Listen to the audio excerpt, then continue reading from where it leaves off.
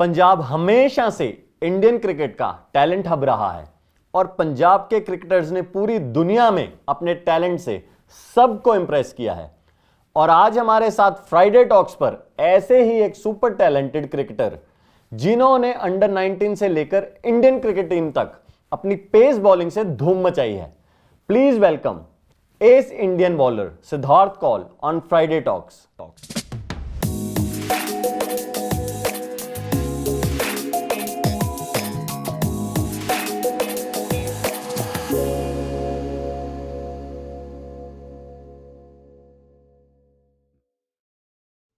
Welcome Siddharth, thank you so much, आप इतना वक्त निकाल के यहाँ पर आए एंड हमारी इस शो की और शोभा बढ़ गई आपके यहाँ आने से। पहले तो मैं ये थैंक यू करूँगा कि आपने मेरे को ये इस काबिल समझा कि मैं यहाँ पे आके कुछ बात कर सकूँ, कुछ रूबरू हो सकूँ आपके साथ।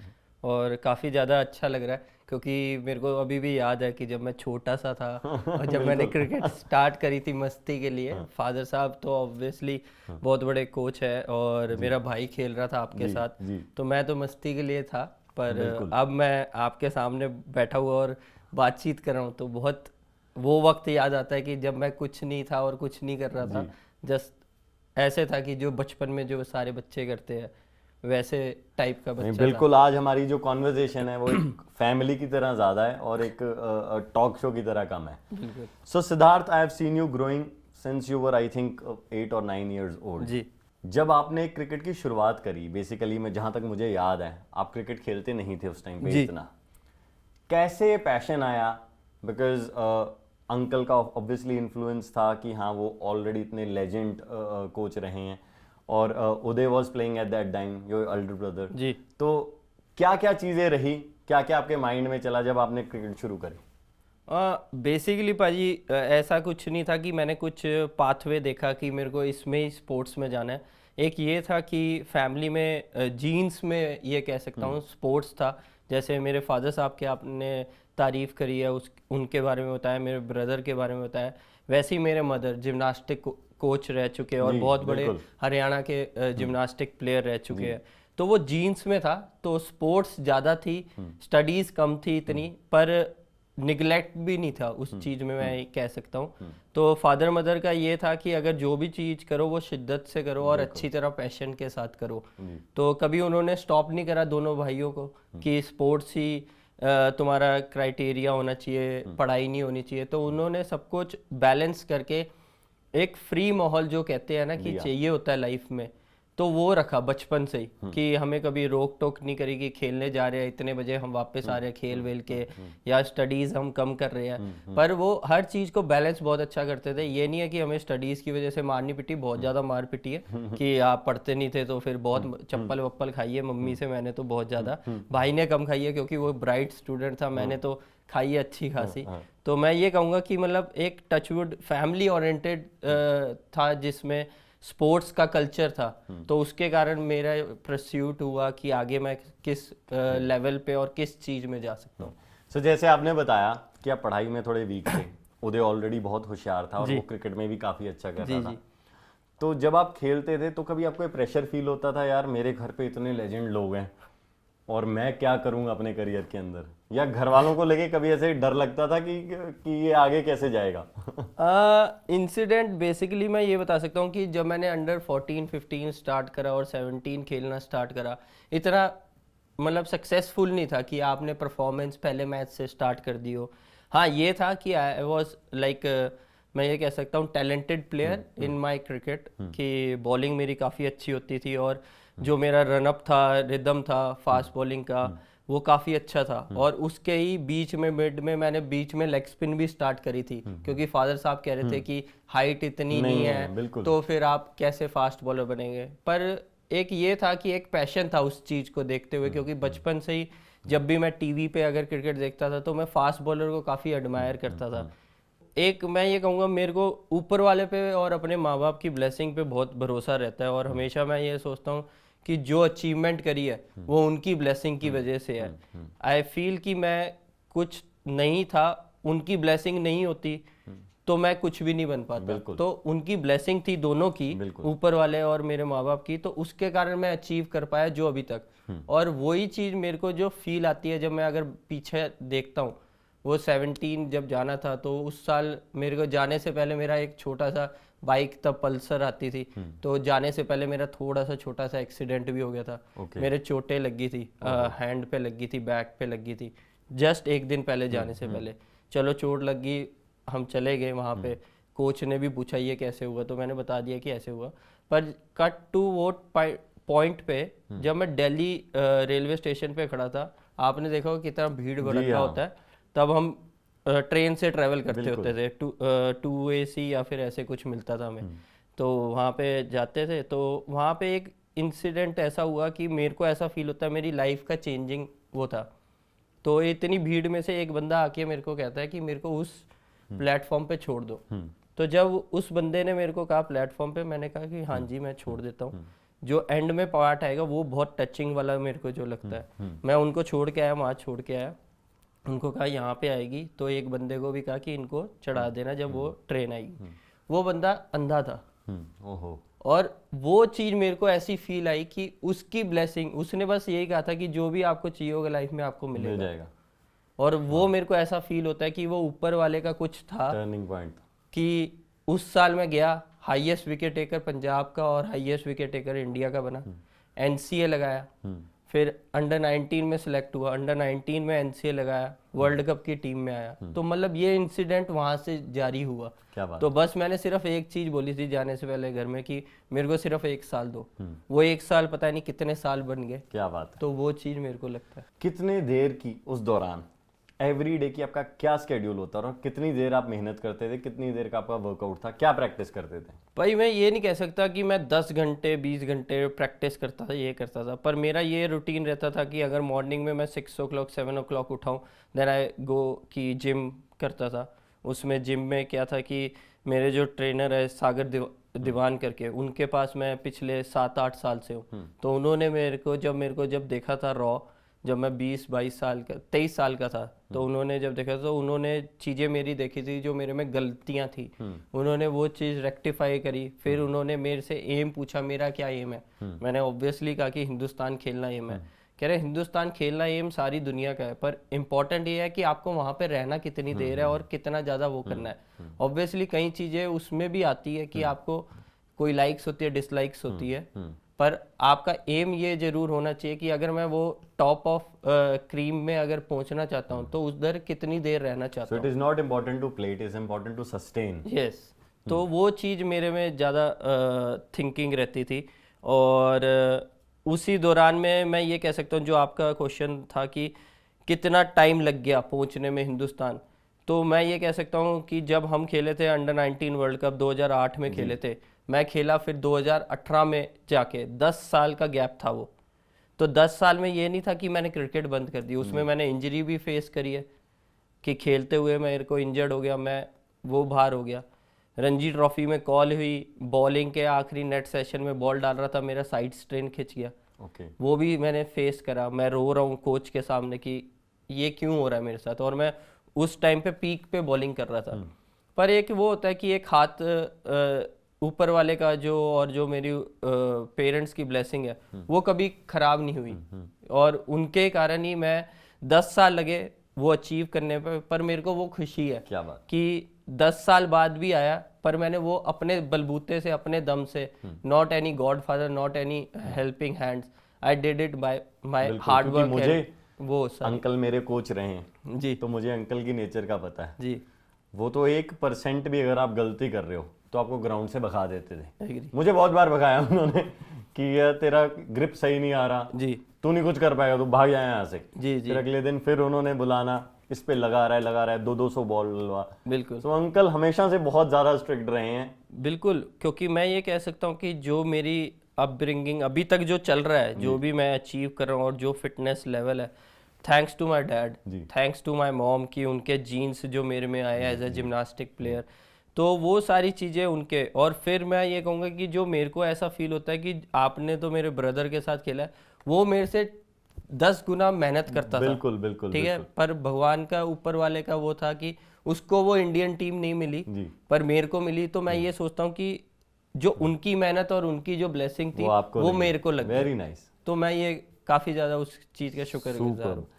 आपने अभी एक चीज मेंशन करी, आप अंडर 19 इंडिया 2008 में खेले, हूँ। जी और अंडर 19 इंडिया खेलना is almost equivalent to play for the Indian national team. जी जी एंड उस टाइम पे टीम में आके हमेशा हर एक स्पोर्ट्समैन को लगता है कि अब तो मैं इंडिया खेल ही जाऊंगा, और आपको 10 साल लग गए। सो 10 साल बहुत लंबा अरसा होता है। जी। आजकल बड़े बड़े लोग हम्म। हौसला हार जाते हैं, हिम्मत छोड़ जाते हैं। सो 10 साल आपको क्या ऐसी चीज थी, क्या सेल्फ मोटिवेशन थी जो आपने अपने अंदर रखी कि नहीं मैंने लगे रहना? आप अपने आप को एवरीडे कैसे इंस्पायर करते थे? भाजी मैं ये नहीं कहूँगा कि इंस्पायर करता था अपने आप को, मेरे को इस गेम से बहुत ज़्यादा पैशनेट था, कि एक लगन थी और एक प्यार था इस गेम से। मेरे को ये नहीं था कि मेरे को ये हासिल करना है तो ही मैं छोड़ूंगा। हाँ कि मैंने इंडिया खेल गया, मैं किसी टीम में सिलेक्ट हो गया तो हाँ यार बस ये हो गया। मेरे को अभी भी मजा आता है वो बॉल हाथ में पकड़ के भाग के बॉल डालना, बैट्समैन की गिल्ली उड़ाना या फिर बैट्समैन को बाउंसर मार के डराना, ये सारी चीजें करना मेरे को वो पैशनेट लगता है। अभी ये आप ग्राउंड में अगर आपके तो हमारे दोनों के कॉमन फ्रेंड्स है, गुरकीरत मान है, बीरेंद्र सरा है, उनसे आप पूछोगे कि जब मैं खेलता हूँ तो मैं अलग पागल जज्बे वाला खेलता हूँ, यहाँ पे मैं आपको कुछ अलग दिखूंगा पर ग्राउंड में कुछ अलग ही मेरा रूप होता है। तो मेरे को वो चीज़ ज़्यादा इंजॉयबल लगती थी। मेरे को ये नहीं था कि मैं हिंदुस्तान खेलूंगा या नहीं खेलूंगा, मेरे को ये था कि यार मेरे को इस गेम को खेलना है, मेरे को मज़ा आता है। और मैं बचपन से यही था कि हाँ यार टेनिस बॉल क्रिकेट खेलता था, उसमें भी ये मजा आता था, वहां पे भी आउट करता था तब भी मैं शोर मचाता था, तो लोग बुलाते थे कि आओ यार टेनिस बॉल क्रिकेट खेलो। तो मतलब वो सारी चीजें मैं ये को रिलेट कर सकता हूँ कि इंजॉय जितना करोगे ना इस गेम को, कोई भी गेम को, एक्स वाई कोई भी गेम हो आपकी, उस चीज को जितना इंजॉय करके और अपनापन समझ के करोगे तो वो ज्यादा आपको देगी लाइफ में। और जो 10 साल का आप गैप कह रहे हैं, मेरे को एक जो सबसे बड़ी चीज़ लगती है उसी में हमारे कप्तान थे विराट कोहली, जो अभी भी इंडियन टीम के कप्तान रह चुके हैं और अब आरसीबी में मेरे साथ है। तो विराट का ये था कि उसको वो चीज़ साथ के साथ मिलती रही, मेरे को वक्त लग गया, कईयों को और भी हमारे टीम के प्लेयर थे उनको भी साथ के साथ मिल गई, किसी को वक्त लग गया। पर मैं ये सोचता था कि मुकद्दर से आप छीन नहीं सकते, अगर लिखा है तो वो आपको मिलेगा, चाहे आपको लेट मिले या फिर किसी और फील्ड में कुछ और इतना बड़ा मिलेगा तो आप हैरान हो जाएंगे। आपके फादर की एक लाइन याद आ गई मुझे जी। मैं अंकल ने मुझे कहा, हमारे सर थे, कि निखिल क्रिकेट सबको मिलती है, किसी को जल्दी मिलती है, किसी को लेट मिलती है, बट जो लगा रहता है उसको मिलती जरूर है। सो आई थिंक आपके साथ बिल्कुल वो चीज फिट हुई, आप लगे रहे। हाँ। और तब आपको है। सो जब आप इंडिया खेले जी 2018 जी, सबसे पहली चीज आपके मन में क्या आई, या आपको आपकी एक्साइटमेंट किस लेवल की थी कि ओहो after 10 years of long weight of after under 19 India आपने ये चीज अचीव करी है? और जब मैं खेल रहा था रणजी ट्रॉफी का मैच अमृतसर में, बॉलिंग डाल रहा था मैं, तो फाइन लेग पे गया, वहाँ से दूसरे एंड से अमृतसर गांधी ग्राउंड आप तो खेल ही चुके हो, तो वहीं खेल रहे थे। तो रणजी ट्रॉफी मैच खेल रहा था, बज्जू बा थे, उदय था, उदय वो खेल नहीं रहा था मैच, वो बाहर बैठा हुआ था जो भी टीम के कॉम्बिनेशन के कारण। तो मेरे को जो एम्पायर था स्क्वायर लेग पे, वो कह रहा कि ऐसे करके ऐसे, मैं क्या मेरे को नहीं समझा, मैं क्या बोल क्या रहे हो आप, क्लियर बोलो, ऊंचा बोलो। कह रहे नहीं ओवर के बाद बताता हूँ, क्योंकि नेक्स्ट ओवर मैं ही डाल रहा था कंटिन्यूटी में। तो जब मेरे को उधर पहुंचा तो वो कहते कि तेरे को इंडिया कॉल हो गया। मैं क्या बात कर रहे हो पाजी, यार पागल हो गए आप, ये कैसी बातें कर रहे हो, मेरे को इंडिया कॉल हो गया, मैं यहाँ रणजी ट्रॉफी खेल रहा हूँ, कहाँ इंडिया कॉल हो गई? तो मेरे को कहते, मैंने कहा नहीं पाजी क्या बात कर रहे हो, किसी और का हो, वो मैच रेफरी को कहो कि पूछ ले फिर दोबारा, सिद्धार्थ कॉल है कोई और है? तो वो कहता नहीं नहीं तेरा ही नाम है। मैंने भाई की तरफ देखा, अब उस टाइम पे तो ये हो गया था मेरे को रोन एक टाइप से था, बिल्कुल भर गया था इमोशन। बज्जू पा बिल्कुल ही साथ थे। तो कह रहे की होया? मैंने कहा पाजी बस वो इंडिया कॉल हो गई है मेरे को। वो पाजी ने वहीं पे मतलब ओवर डालने से पहले ही झप्पी वाली मेरे को। तो उनको मैं बड़ा भाई मानता हूँ, मतलब उन्होंने मेरे को जो बॉलिंग के बारे में रणजी ट्रॉफी में सिखाया, जब वो वापस कम बैक कर रहे थे, और यूवी पाजी ने सिखाया, मतलब मैं वो चीज़ नहीं भूल सकता, क्योंकि उनके कारण मैंने एक अलग सिद्धार्थ कौल देखा है, as an maturity, as an how to bowl, how to take wickets, वो सारी चीज़ें। मैं उदय को कहता हूँ कि भाई नाम आ गया, तो भाई को भी नहीं यकीन होता, वो भाग के जाता है। तो स्पेशली क्या होता है कि फ़ोन अलाउड नहीं होते जी हाँ बिल्कुल। तो हमारे मैनेजर को बोला कि चेक करो प्लीज़ उसमें। तो उससे पहले जब मैं बॉल डाल रहा था ऐसे ही कि दिल यार कुछ नहीं हो रहा, विकेट में कुछ नहीं है। तो वो जो ओवर मेरे को अभी भी याद है, 6 बॉलें डाली है वो, मतलब लाइफ की, मतलब इतना, मतलब ऐसा लगा कि मैंने बचपन वाली बॉलिंग करी है कि जब मैंने स्टार्ट करा था कि भाग के जाता था तेज, बस फेंकनी है, इधर फेंकूं उधर फेंकूं, वो कोई चक्कर नहीं। पर वो ऐसा जॉय हो रहा था। मैच खत्म होने के बाद सबने कॉन्ग्रेचुलेशन करी, वहाँ पे मिठाइयाँ मंगाई, पर वो एक अलग फील थी। वो प्राउड मूवमेंट है कि किसी का भी अपनी कंट्री को रिप्रेजेंट करना, चाहे कोई भी फील्ड में हो, तो मेरे हिसाब से वो उससे बड़ा प्राउड मूवमेंट नहीं हो सकता। तो जब आप इंडिया खेले, आप मैच से बाहर आए जी, आपने फादर को फोन कॉल लगाया, what was his reaction? Basically मैं ये कह सकता हूँ कि फादर साहब का जो अभी तक टोटका कह सकता हूँ, या फिर कुछ ऐसे कहूँ कि उनकी वो है कि सुपरस्टिशन कह सकता हूँ, कि वो कभी मेरा लाइव मैच नहीं देखते जी।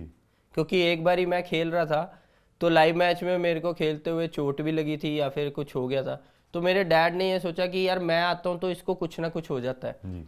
तो उस दिन का दिन है, मेरे ख्याल से मैं तब 14-15 साल का था, तो उस दिन का दिन है और आज का दिन है, कभी उन्होंने लाइव मैच नहीं देखा मेरा, तो हमेशा हाइलाइट्स ही देखते हैं वो मेरी मैच की, चाहे अभी भी रणजी ट्रॉफी भी खेल रहा हूँ या इंडिया खेल रहा हूँ या फिर आईपीएल खेल रहा हूँ, तो मतलब वही देखते हैं। तो मतलब डैड का आई कैन फील इट कि प्राउड फीलिंग है, उनके आंखों में दिखती है वो प्राउडनेस कि हाँ यार मैं सिद्धार्थ कौल का फादर हूँ। और मेरे को अभी भी याद है जब मैं अंडर 19 ही खेल के आया था, मैं दूसरे रूम में बैठा हुआ था, मम्मी पापा अपनी बातचीत जैसे हस्बैंड वाइफ बात कर रहे थे।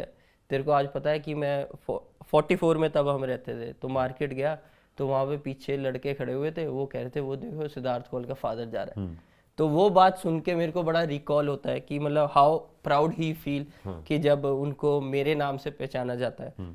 अच्छा, जब आप फर्स्ट टाइम इंडिया खेले, इतने बड़े बड़े दिग्गज आपके साथ टीम में थे जी, तो नर्वस थे या कैसा माहौल था अंदर, और आपको किससे सबसे ज्यादा सीखने को मिलता है वहां? मैं फर्स्ट तो श्रीलंका टूर के लिए सिलेक्ट हुआ था, उसमें भी सारे प्लेयर थे। मैं ये कहूँगा उसमें मेरे को चांस नहीं मिला, पर मेरी आईपीएल परफॉर्मेंस के बाद I got selected in Ireland tour, जो अभी जो जा रही है सारे, ठीक है, और इंग्लैंड टूर जो था उसमें सिलेक्ट हुआ। और टचवुड एक मैं फिर दोबारा कहूँगा कि ऊपर वाले की ब्लेसिंग है कि मेरे को दोनों कैप्स वनडे और T20 माही भाई ने दी, तो वो मेरे को बड़ा प्राउड फील होता है कि इतने बड़े लेजेंड ने मेरे को जो हिंदुस्तान क्रिकेट के लिए इतना ज़्यादा सब कुछ करा उन्होंने, और उन्होंने मेरे को कैप रिप्रेजेंट करी।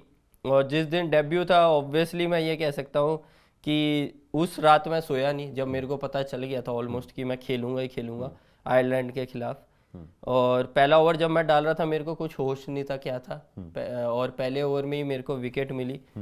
मतलब एक होता है ना कि बंदा सोचता है कि यार मैं ये सेलिब्रेशन करूंगा, मैं वो सेलिब्रेशन करूंगा, वो कैच गया, कैच पकड़ा है, बस मेरे को कुछ नहीं पता कि क्या हुआ है। बाकी सबने आगे जप्पी पा ली है, रैना भाई, विराट, सारों ने डाल ली, और मेरे को पता है कि वो क्या फील थी। स्पोर्ट्स का बेनिफिट एक नॉर्मल ह्यूमन बीइंग की लाइफ में, नॉट ओनली प्रोफेशनली खेलना जी, स्पोर्ट्स और क्या क्या बेनिफिट देती है एक इंसान को? आपको लगता है कि अगर आप बाई चांस इंडिया नहीं भी खेलते जी, तो आपको जो आपने वो 8 साल 10 साल स्पोर्ट्स में लगाया, आपको क्या बेनिफिट होता? भाई मेरे हिसाब से सबसे बड़ी चीज एक हेल्थ देती है जी, दूसरी चीज आपकी मेंटल हेल्थ देती है, जो आजकल सबसे ज्यादा जरूरत है कि आपकी ब्रॉड थिंकिंग हो जाती है। आपको ये लगता है कि हाँ यार हल्की सी चोट लगी तो मैं नहीं खेल सकता, आप उसमें भी खेल के देखते हो। और जैसे आप रियल लाइफ में अगर आपके साथ कुछ 19-21 होता है, चाहे फाइनेंशियल हो या फिर फैमिली में हो, तो वो उससे कैसे आउटकम कर सकते हो, बिल्कुल, तो आपकी वो सोच चेंज हो जाती है, जो मैं सोचता हूँ।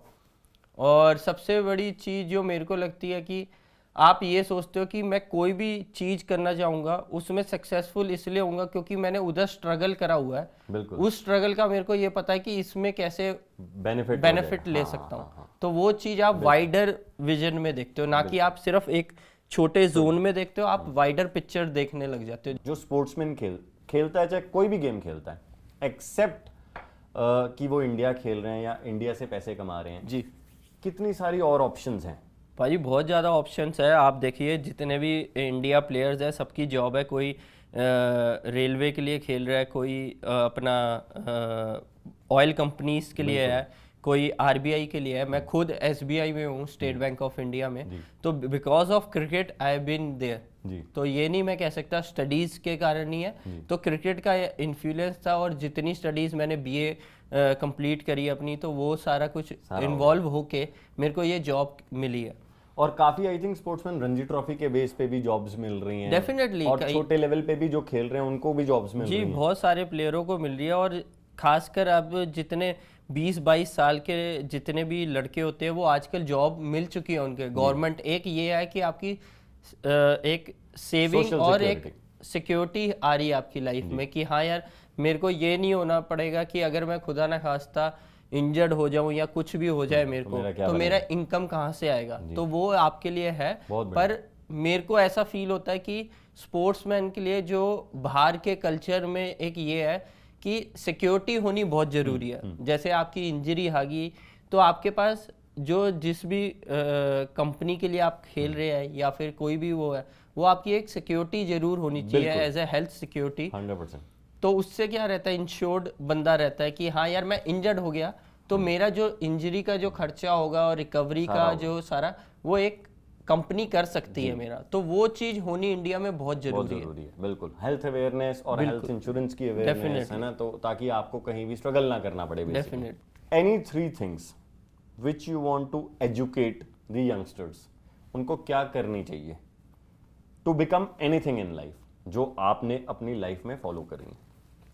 मेरे हिसाब से सबसे पहले यंगस्टर्स को यही होना चाहिए कि अपने पेरेंट्स की जो ब्लेसिंग और उनका जो टेक केयर होता है कि जब ओल्ड एज में जब वो जाए, वो आप एक ढंग से और एक शिद्दत से करें तो वो बहुत ज़्यादा आपकी हेल्प रहेगा। क्योंकि हम ये सोचते हैं कि हम 18 साल के हो गए, हमने मेरे फादर मदर ने मेरे को हर चीज़ में हेल्प कर दी, 20 साल के हो गए, जितने के भी हो गए, उसके बाद आप कहीं बाहर चले गए या कुछ भी कर रहे हैं आप ये नहीं देखते कि उस 20 साल में उनकी भी उम्र 60 तक पहुंच चुकी है। तो उस टाइम पे आपको उनका ख्याल रखना भी बहुत ज़रूरी है। डेफिनेटली आपको अपना कैरियर दिख रहा होता है और सब कुछ दिख रहा होता है, पर उसके मद्देनज़र में अगर आपने सक्सेसफुल होना है लाइफ में और आपने और अचीवमेंट्स करनी है तो उनका टेक केयर और उनकी ब्लेसिंग होनी बहुत ज़रूरी है। और दूसरी चीज़ मैं ये कहूँगा कि कभी भी आप कोई भी चीज़ करना चाहते हैं उसको सिर्फ एक स्मॉल स्केल में ना लेके चलिए, उसको वाइडर पिक्चर देख के चलिए कि आपको कहाँ पे क्या आपको करना है। ना कि आप ये सोचिए कि मेरे को यार ये अचीव करना है तो मैं इसको कैसे अचीव कर सकता हूँ। तो वो चीज़ मत सोचिए, हमेशा ये देखिए कि वाइडर पिक्चर में कि आप उसको कैसे अचीव कर सकते हैं और आपको किस एस्पेक्ट में क्या क्या वर्क करना है। वो कमियां अपने आप को जितनी जल्दी दिखा के उसको इम्प्रूव कर पाएंगे, वो चीज़ आपके लिए बेनिफिट रहेगी। और थर्ड चीज़ मैं ये कहूँगा कि don't hurt anyone, just enjoy the thing what you want to and just keep believing that कि मैं ये कर सकता हूँ। ये नहीं सोचना कि ये नहीं होगा। हाँ डेफिनेटली टाइम लगता है उस चीज़ को मिलने में, हडल्स आएंगे। हडल्स इसलिए आते हैं कि इंसान समझ सके कि आपको क्या आप में क्षमता है, आप कर सकते हो, इसलिए वो हडल्स आ रहे हैं। ना कि ये होता है कि हडल्स इसलिए आ गए कि यार मैं ये नहीं कर सकता। वो भगवान इसलिए हडल्स डाल रहा है कि आपको एक और स्टेप बढ़ा सकता है कि यार मैं ये चीज़ भी कर सकता हूँ। बिल्कुल। Thank you very much Siddharth for coming at our show. और इतना मज़ा आया इतने सालों बाद मिलके। पहले तो इतनी खुशी हुई आपको छोटे से देखा और आप इतनी तरक्की कर गए हो और आप इतने डाउन टू अर्थ हो अभी भी जैसे पहले थे। ये मेरे को 100% एश्योरिटी है कि ये आपके बड़े ब्रदर के और अंकल आंटी के संस्कार हैं जो आपके बीच में। Thank you. And what an amazing performance you are already giving in IPL also and other places also. I wish you all the good luck कि आप अभी खेलो, दोबारा इंडिया खेलो और बहुत सारे इंडिया के लिए मैचेस जीतो। थैंक यू भाजी, thank you so much for calling me. So that was Siddharth Kaul, Indian cricket team player and my very close friend at Friday Talks. See you next week on my channel Friday Talks. Till then, stay tuned.